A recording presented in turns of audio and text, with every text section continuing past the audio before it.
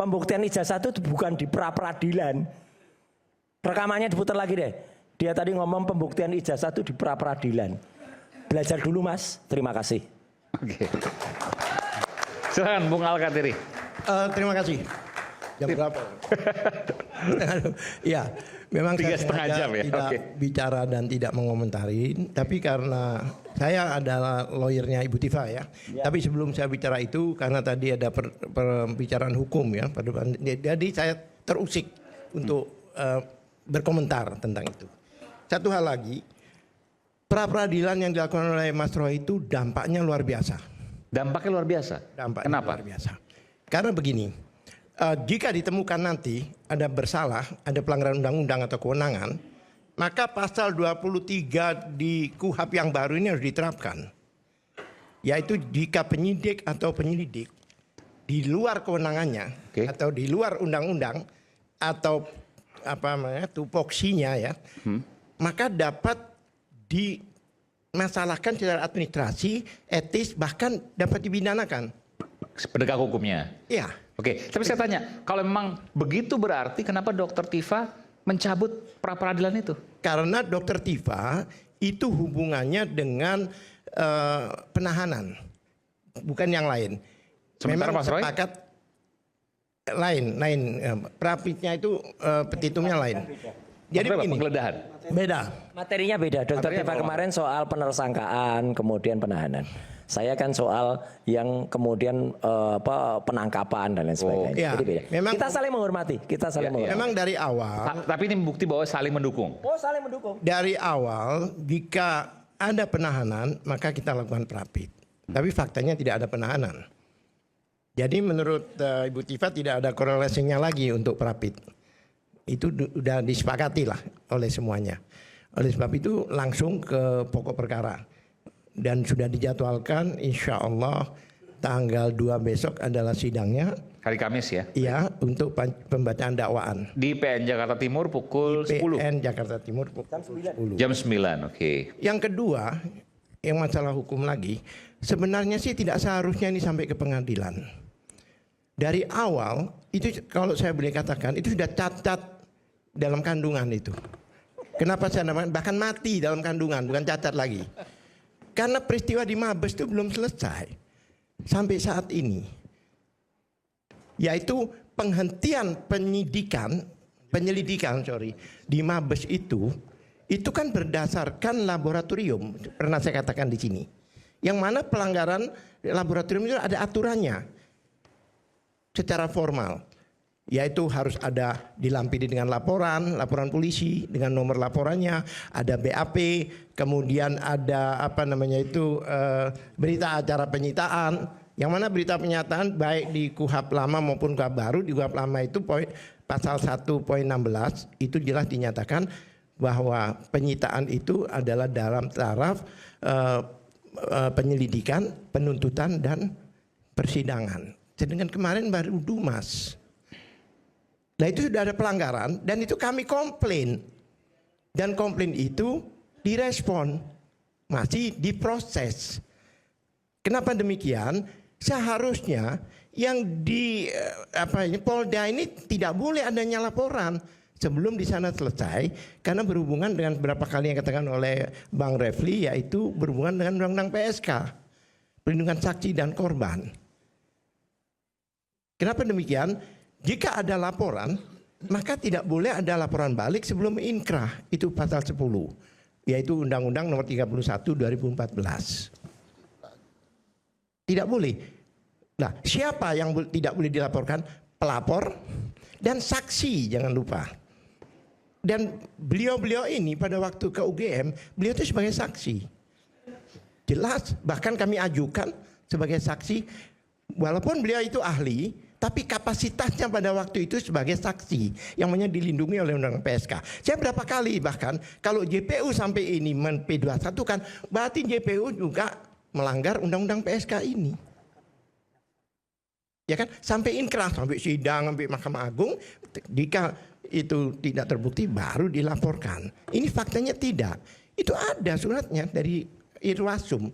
Makanya pada waktu itu kami ke Irwasum, kenapa enggak prapit? Kami menjawab jawaban dari Irwasum. Satu, Yang kedua, ya kan, kenapa laporan ini, saya katakan bukannya cacat, tapi sudah mati dalam kandungan. Seharusnya laporan di Polda ini tidak ada. Yang kedua, yaitu RJ. RJ itu berdampak, ada konsekuensi. RJ itu mekanismenya diantaranya ada pencabutan laporan. Laporan itu ada nomornya. Laporan nomor sekian, baru SP3. Nah, sedangkan di dalam laporan itu dengan satu laporan isinya 8 orang. Nah, kalau dicabut kan harusnya kecabut semua. Oleh sebab itu, laporan di Polda itu adalah batal demi hukum. Seharusnya dari awal ya. Ini jangan disepelekan, itu fakta. Kemudian lagi yang ketiga ya. Sidang ini bakal lama, Mas. Mungkin 3 tahun mungkin. 3 tahun sidangnya? Iya. Kenapa? Nanti saya beritahu kenapa. Kemudian alasan kenapa alasan sidang tidak, ini bisa lama sebentar, sampai 3 tahun? alasan tidak ditahannya itu tadi kan disinggung. Ya, intinya lama sekali lah ini. Iya. Kenapa? Karena saksinya 135 orang. Dan itu harus dihadirkan semuanya? Ya, harus dong. Kalau tidak dihadirkan kenapa? Kan jadi pertanyaan. 135 orang, kemudian dari kita anggap aja 150.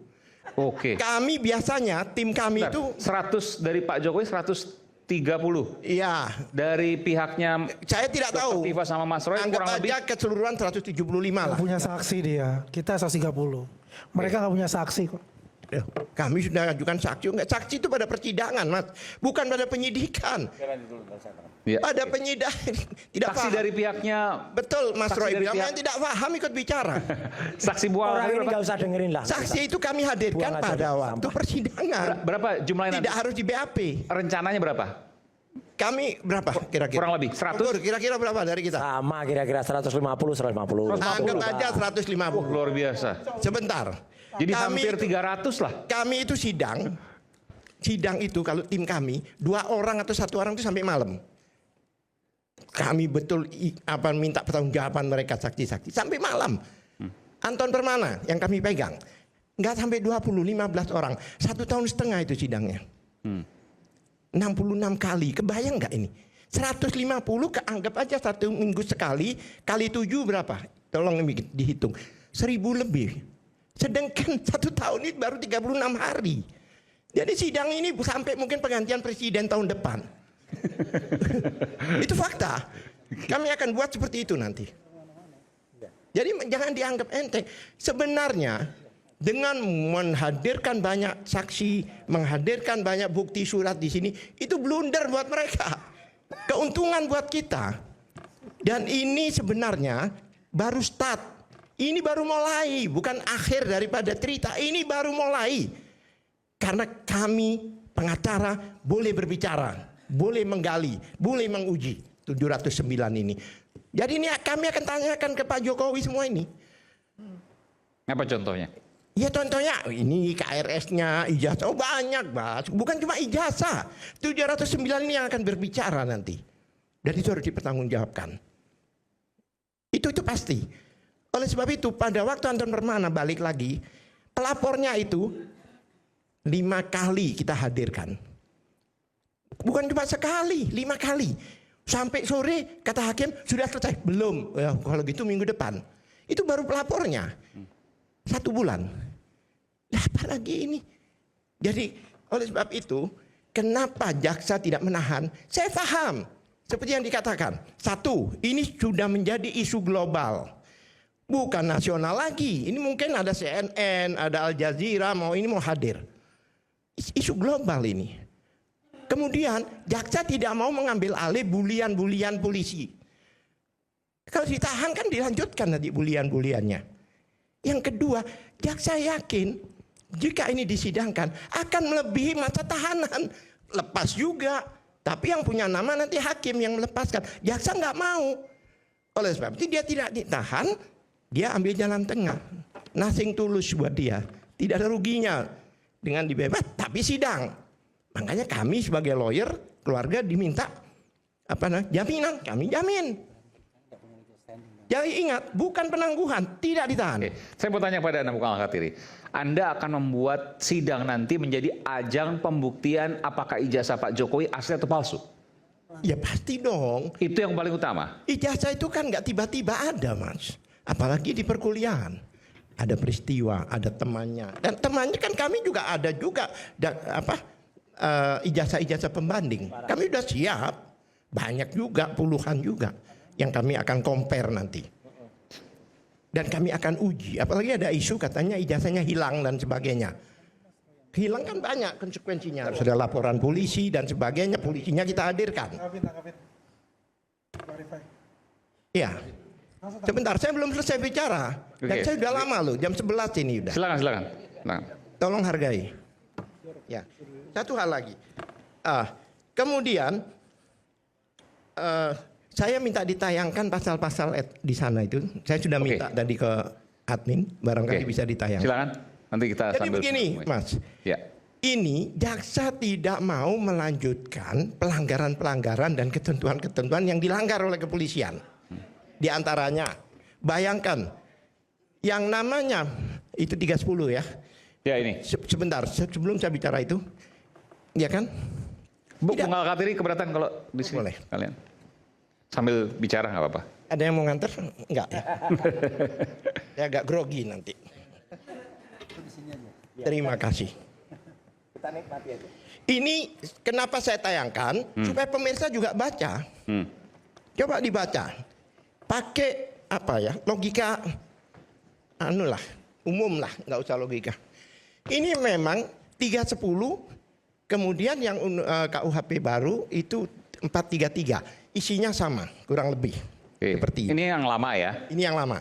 Tapi ini konon kabarnya ada di dakwaan. Betul, kata jaksa kemarin kan. Kita dapat informasi. Barang siapa bla bla menyerang kehormatan atau nama baik seseorang dengan menuduhkan suatu hal yang maksudnya terang supaya hal ini diketahui umum, diancam karena pencemaran dengan pidana penjara paling lama 9 bulan atau pidana dengan denda paling banyak 4.500. Ini yang lama. Coba to the point langsung ke ayat 3. Tidak merupakan penyemaran atau pencemaran tertulis jika perbuatan jelas dilakukan demi kepentingan umum. Jadi ini semua tidak ada jika ini demi kepentingan umum. Artinya gini, Anda menilai bahwa apa yang dilakukan Mas Roy untuk kepentingan umum? Ya, kan ini Dimana kan ijazah publik. Publik itu kan bahasa Inggrisnya. Bahasa Indonesianya apa? Umum. Nah, dan ini dilindungi. Ijazah itu publik maksudnya? Iya, ijazah ini kan ijazah yang digunakan untuk menjadi presiden. Ijazah publik yang mana ada di Undang-Undang KIP. Sehingga mempertanyakannya, mengujinya adalah bentuk untuk kepentingan umum. Sekarang saya mau tanya, apa sih kepentingannya Roy? Apa sih kepentingannya Tifa? Nggak ada. Semua untuk rakyat dan masyarakat. Karena sejak awal isu ini ada. Sampai ada persidangan yang 6 tahun itu dengan bukti fotokopi, kebayang nggak?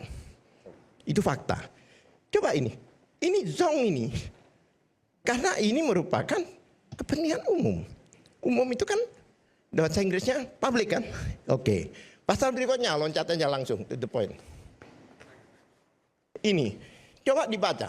Setiap orang, pasal 32 ya, dengan sengaja dan tanpa hak atau melawan hukum dengan cara apapun mengubah, menambah, mengurangi, melakukan, merusak, menghilangkan, menyembunyikan suatu informasi elektronik dan atau elektronik milik orang lain atau milik publik.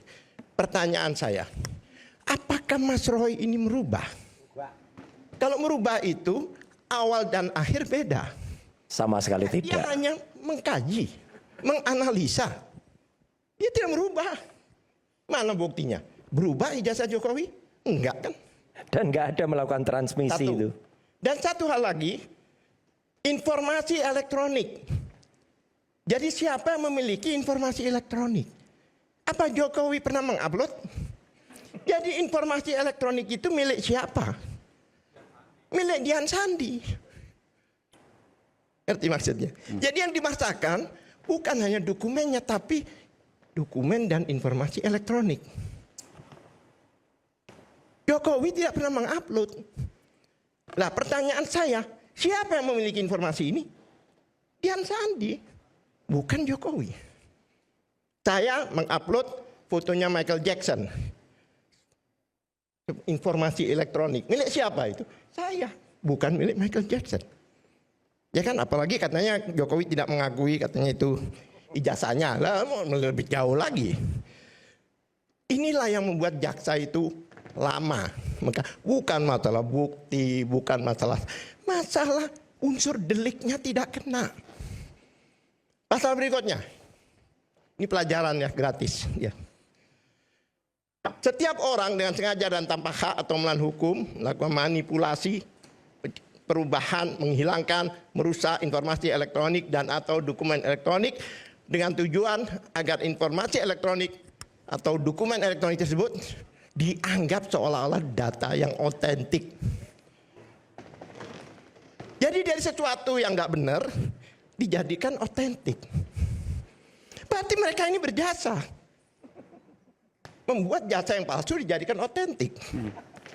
Dan pasal ini jadi diterapkan, ini pengakuan dari pelapor bahwa ijazahnya palsu, dirubah menjadi otentik. Ini masalahnya, Mas. Kalau kita cuma ngomong, masyarakat tidak tahu, makanya saya kasih tulisan supaya jelas. Ini. Oke, baik. Belum selesai. Belum selesai. Oke, satu poin lagi ya. Oke. Gak apa-apa. Hah, borongan. Iya. Puasa gak bisa. Satu poin lagi yang paling penting, silakan. Tapi saya ada beberapa pertanyaan nanti yang saya akan sampaikan ke Bung Rifai. Padahal saya sudah ngantuk loh. Iya. Kemudian gini, keanehan-keanehan ini tiba-tiba tanggal 13 Januari Pak, Mas Iman, itu pelimpahan. Berarti apa? Berarti jaksa lah yang punya kewenangan. Polisi tidak boleh berinisiatif, tapi petunjuk jaksa, arahan jaksa, karena sudah dilimpahkan.